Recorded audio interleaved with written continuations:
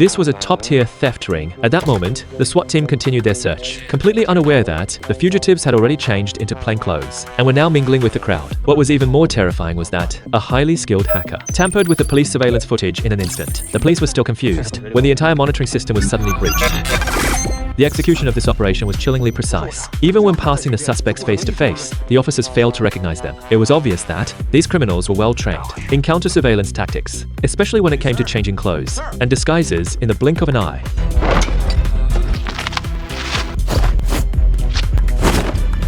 They slipped away silently and smoothly, evading the closing in special forces. Yet, at that very moment, the SWAT commander suddenly recalled a key distinguishing feature of one of the suspects from their earlier confrontation. He immediately turned around and chased back in their direction. But the mastermind behind this escape had already anticipated this move. He ordered all his men to change their disguises once again at once.